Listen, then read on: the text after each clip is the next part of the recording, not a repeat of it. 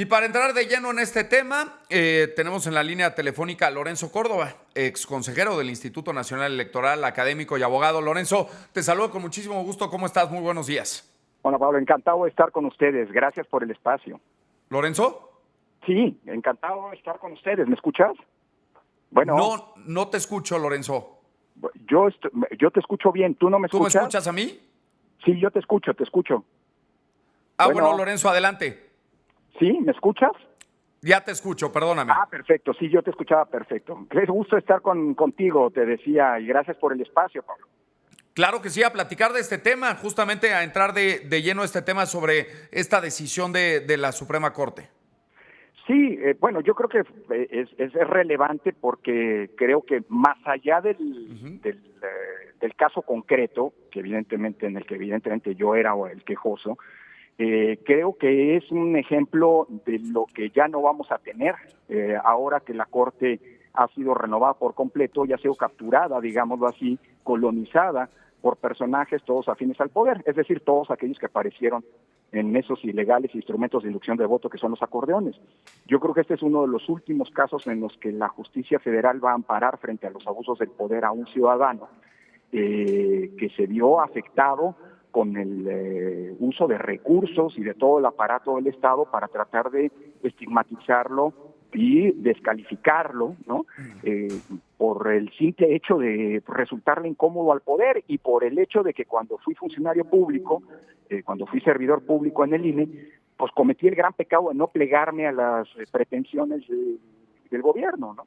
Yo creo que esto es un ejemplo de lo que vamos a perder. Ahora, por lo que hace al amparo propiamente dicho, pues más allá de los efectos que por supuesto yo celebro, es decir, que se borre esta mención que señalabas de los libros de texto gratuito de inmediato en las versiones digitales y a partir de las siguientes ediciones, y por cierto, también se ordena la no distribución de todos aquellos libros que todavía no se han dispersado, digámoslo así, entregado para su distribución a los niños en el país. Digamos, lo más importante es el contenido de la sentencia, porque no es solamente la mención como tú la planteaste, es el contexto. Es que esa mención aparece en la misma página y eso evidencia lo delirante de este acto de abuso del poder y de intento de estigmatización de una persona que le resulta incómoda.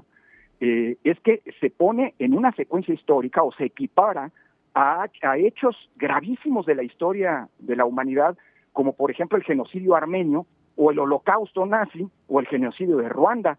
Es decir, se coloca en igualdad de circunstancias una información, por cierto, y ahora voy a ello, sesgada, manipulada, incorrecta e incompleta, como si fuera equiparable al asesinato, al genocidio, insisto, de millones de personas, lo cual habla, insisto, de lo delirante de quienes pretendieron utilizar a esta herramienta tan noble como lo son los libros de texto gratuito para, por cierto, una paradoja. Tú sabes que el material electoral desde hace años, yo firmé ese convenio con la CEPI, con la CONALITEC como presidente del INE, tú sabes que todas las boletas electorales, después de que se te cierra una elección, antes se destruían, Sí. ahora se reciclan en libros de texto. Fíjate la paradoja, que es una cosa muy bonita, los votos traducidos en Sí. libros de texto. Bueno, en esos libros de texto me incluyeron junto con el Holocausto. Pero lo más importante, te decía, Pablo, es que la sentencia, en su texto, al expresar las razones, me reivindica y evidencia lo que es este abuso de poder. Lo que dice la sentencia, trato de ser sintético, es, primero, que esa mención viola el derecho a la información, de la veracidad de la información, porque se omite, o sea, una serie de información que es básica para poder comprender el contexto en el que ocurrieron esos hechos. Claro, Primero, y bueno, pones, digamos, todo este contexto, Lorenzo, que es muy, muy interesante, y me gustaría, pues, conocer tu opinión de viva voz, y porque acaba claro, de suceder hace algunos minutos, porque lo de la presidenta. la presidenta Claudia Sheinbaum justamente aprovechó Sí, este tema para criticar fuertemente a la Suprema Corte de Justicia de la sí, Nación claro, en esta jalar agua a su mañanera, molino. y dijo que será recordada la Suprema Corte por liberar a delincuentes, por usurpar a funciones del legislativo y sobre todo por racismo, refiriéndose a tu caso. Ahora voy con lo de la presidenta, porque también la presidenta evidencia con sus dichos de hoy que esto fue una operación de Estado de la que ella es parte, para utilizar el aparato del poder para tratar de silenciar o de estigmatizar o de dañar la imagen de quienes ellos consideran sus adversarios. Pero mira, y déjame explicarte por qué, porque viene a cuento. La Corte dice que esta mención omite señalar el contexto en dos sentidos. Primero, nunca se señala que esa grabación fue obtenida ilegalmente, es decir, es producto del espionaje. Así que cuando la presidenta dice que se filtró, estoy citando, ella dijo esta mañana que una conversación privada sí, pero que se filtró a los medios. No se filtró. La Fue grabaron. producto del espionaje. Y quien diga que está bien que se difunda esto, lo digo sin medias tintas, está defendiendo el espionaje y que existe en México. Segundo, dice la Corte, se presenta un evento puntual y aislado como si fuera una definición integral de la persona o un comportamiento habitual. La propia Corte reconoce que cuando se hizo pública esta grabación ilegalmente obtenida, yo hice una disculpa, ofrecí una disculpa pública. No anduve escondiéndome y encontrando pretextos como quienes dicen, ay no, a mí me espía la derecha y me mandan espías en mis viajes para filtrar información. No. Yo ofrecí una disculpa, una disculpa pública, asumiendo que aunque había sido una conversación privada y que se difundió producto de un delito, pues me disculpaba por mis dichos, y la propia Corte reconoce, y no hay ninguna constancia que esa conducta se hubiera reiterado, digamos, ¿no? Así que eso se omite, y lo omite también la presidenta. Omite también decir, por cierto, dice que, es que el presidente del INE debía haber sido condescendiente y de proteger a las comunidades indígenas. Omite decirse una cosa de la que estoy muy orgulloso, Pablo. Hoy hay representantes, diputadas y diputados de los pueblos y comunidades originarias, gracias a que el INE aprobó una propuesta que yo le hice al Consejo General de cara a 2018, que establecía por primera vez medidas afirmativas para que los partidos tuvieran que postular personas pertenecientes a estas comunidades. Hoy hay más de 40 legisladores que pertenecen a las comunidades indígenas y orgullosamente lo digo, esa fue una propuesta que yo le hice al Consejo y que afortunadamente se aprobó hace unos años. Esto se omite. Y la propia Corte también señala que se trata de una intencional manera de presentar, de distorsionar mi imagen pública y construir un relato sesgado a su labor. Estoy citando. Dicha publicación intenta distorsionar el discurso público y difundir de manera inexacta el comportamiento del quejoso, es decir, el mío, ya que no menciona la actitud que mostró al reconocer su error y que no existe constancia de que ese acto se haya repetido. Y termina la Corte.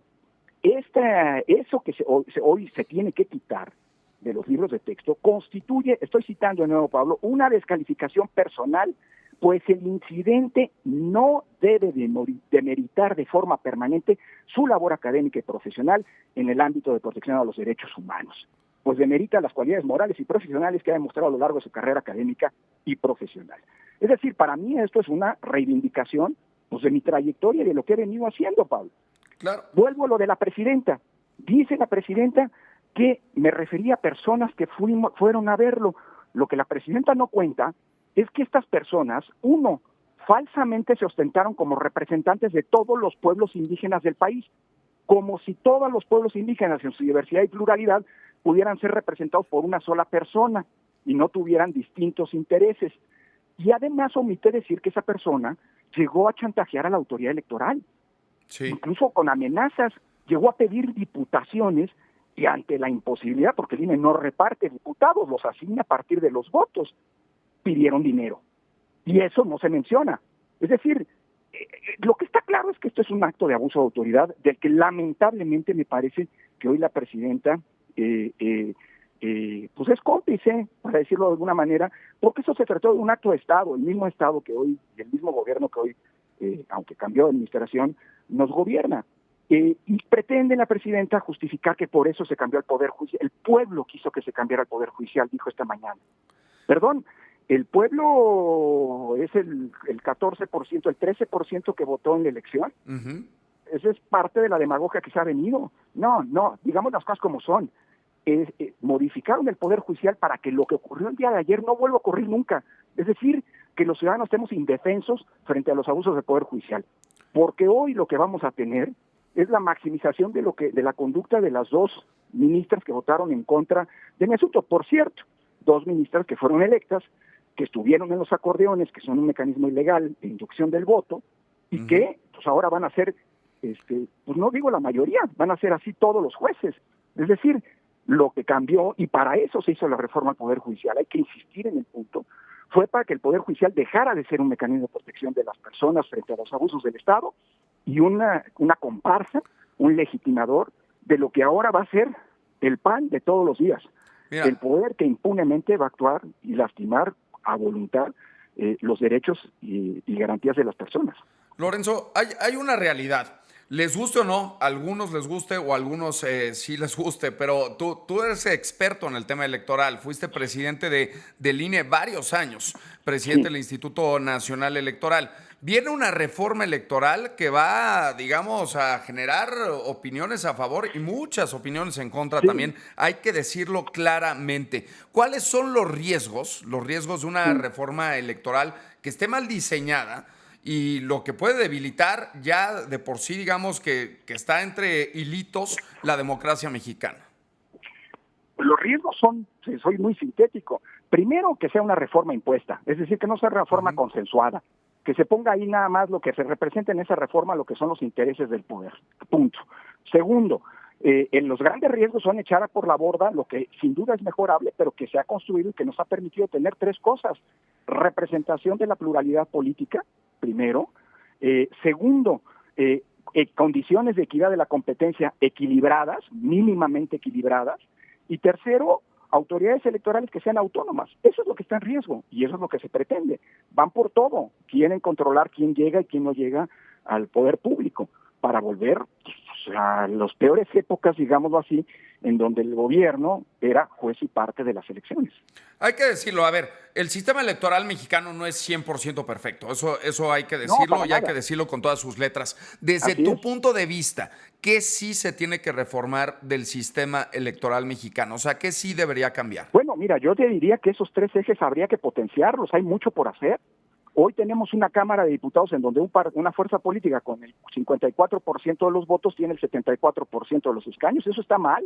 Hay que mejorar los mecanismos de reflejo de la pluralidad, de reflejo fiel, justo de la pluralidad. Segundo, pues el dinero público hay que eventualmente repensar si no es demasiado. Nadie está en contra de eso, pero hay que distribuirlo de mejor manera. Hoy se reparte 30% de manera igualitaria y 70% de manera proporcional. Yo creo que habrá que repartirlo mitad y mitad de manera igual y mitad de manera proporcional. Y luego hay que reforzar los mecanismos de blindaje de las autoridades electorales. Hoy tenemos un Consejo General en donde se colocaron a personas afines al gobierno, cosa que no es correcta, no le conviene ni al gobierno, porque hoy hay una descalificación del trabajo de la autoridad electoral.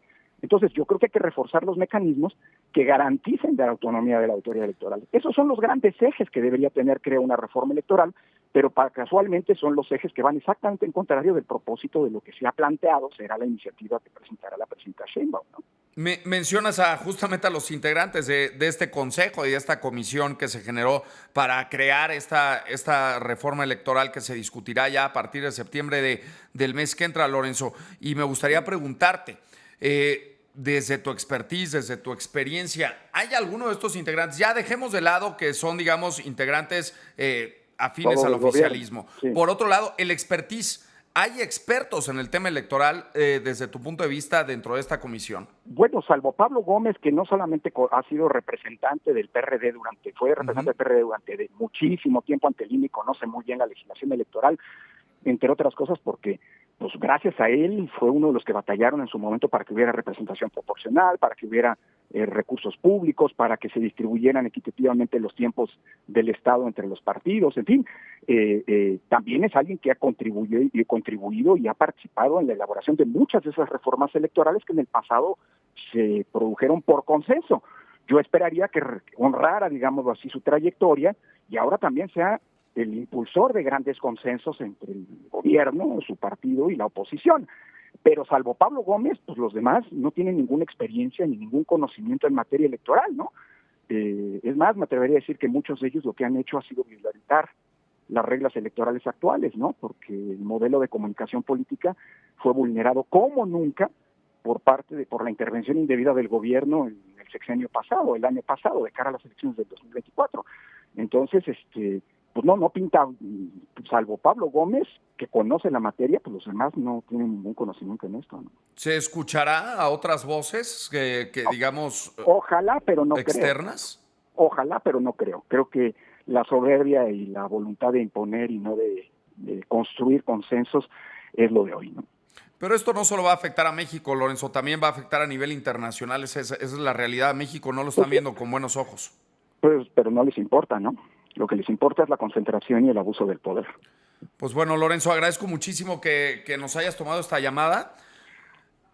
Claro, al contrario, un abrazo fuerte, Pablo. Estamos muy pendientes y un fuerte abrazo también para ti. Gracias, Lorenzo Córdoba. Cuídate, chao. Ex consejero presidente del Instituto Nacional Electoral, con todo este tema sobre la reforma electoral y sobre el amparo que consiguió justamente el día de ayer, digamos, este amparo que determina la Suprema Corte de Justicia de la Nación.